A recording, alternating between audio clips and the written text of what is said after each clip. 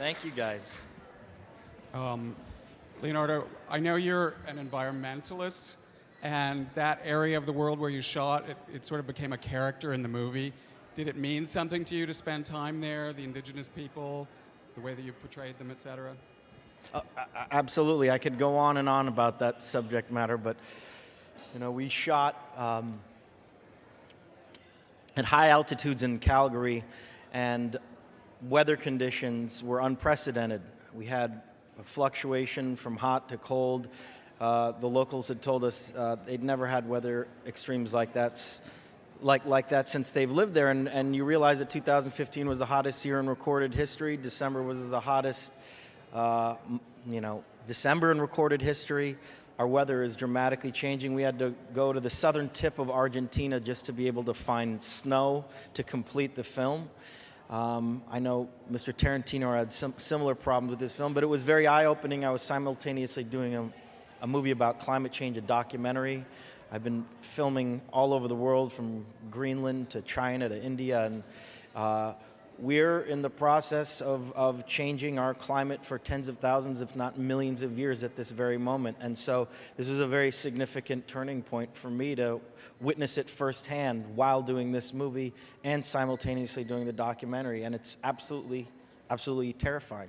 And I hope I'll be able to complete this documentary in the next few months and show people my journey and understanding more about the issue of climate change and trying to give people some of that knowledge. Scott Hoover with People Magazine. You've been an actor for a long time, and here you get this honor from your colleagues, and you're often called an actor's actor. What does it mean to you to have this group of people give you this trophy tonight? I tried to articulate it in my speech in the sense that I just have so much respect for this art form. I really do, and as I said, I feel like we stand on the shoulders of giants.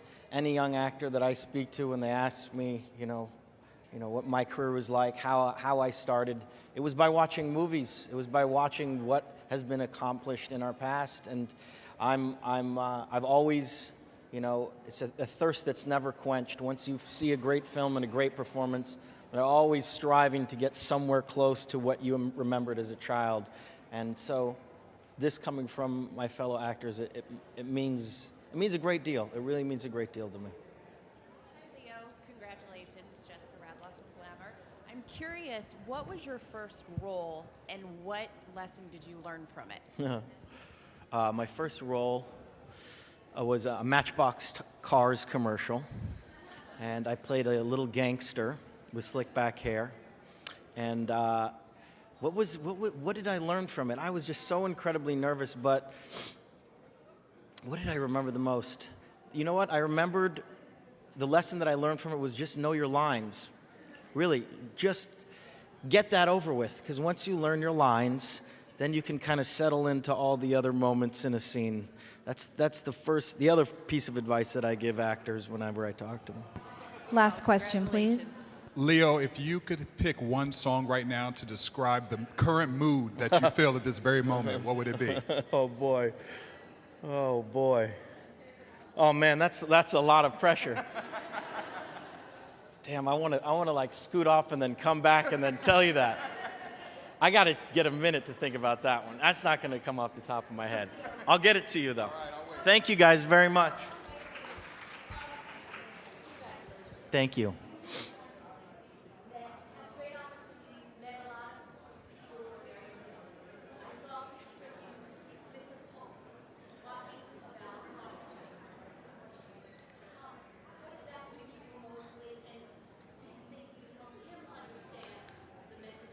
Well, I didn't help him understand anything. He wrote this encyclical, which is one of the most important things in climate change history, so to speak, basically spreading the gospel that we should care about the planet we live in, and it's a sin to destroy our planet. So he's been inspiring and revolutionary to come out and be outspoken about the issue of climate change and endorse the scientific community. We have 99% of the scientific community now saying that climate change exists and it's caused by mankind. Anyone who doesn't believe in climate change just doesn't believe in science. So the fact that he's come out as the spiritual leader, endorsing the scientific movement is unprecedented, and it was an incredible honor to meet him. Thank you, guys.